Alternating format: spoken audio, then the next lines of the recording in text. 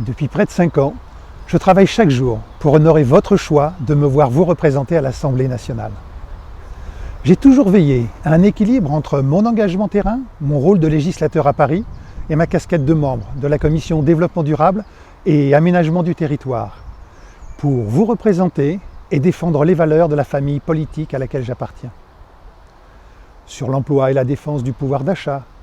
sur la santé et le social, sur l'environnement et le climat, sur la sécurité et la justice, sur l'écologie et l'agriculture ou encore l'éducation et la culture,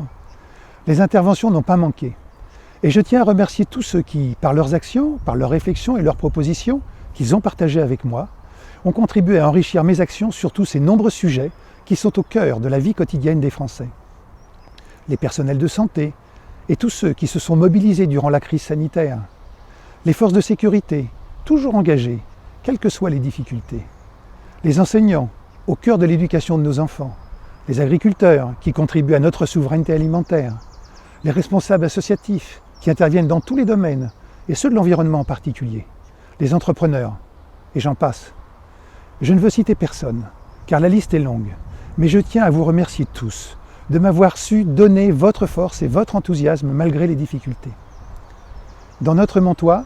les nombreux engagements que j'ai pris et soutenus ont connu des évolutions positives, comme l'arrivée prochaine du RER Éole, qui améliorera les transports et le développement économique, la défense de l'emploi, avec la relocalisation de l'usine d'Allopilo, qui a permis son maintien sur notre territoire, ou encore le renoncement par Calcia de son projet dévastateur de carrière cimentière au cœur de notre parc naturel du Vexin. C'est une grande satisfaction, mais il reste tant à faire pour notre Montois et ses habitants. Le 24 avril dernier, Emmanuel Macron a été élu président de la République dans un contexte très particulier.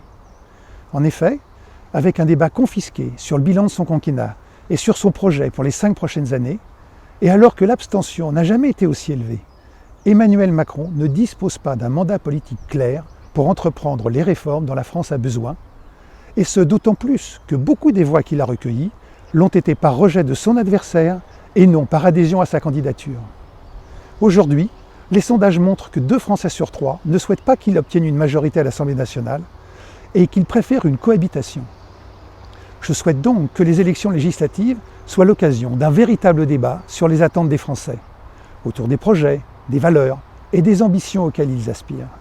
Pouvoir d'achat, santé, environnement et lutte contre le plastique notamment, climat, emploi et développement,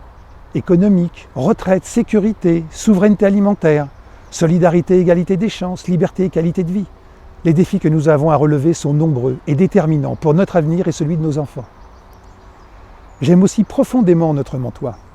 et je veux qu'il puisse être soutenu pour préserver et embellir notre cadre de vie, pour favoriser le développement économique et les emplois qui y sont liés,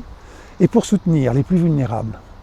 Notre territoire doit être représenté et défendu en toute indépendance, en choisissant l'intérêt général, sans être soumis aux diktats et aux consignes de vote de l'exécutif,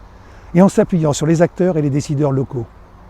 C'est pourquoi je serai candidat aux élections législatives des 12 et 19 juin prochains,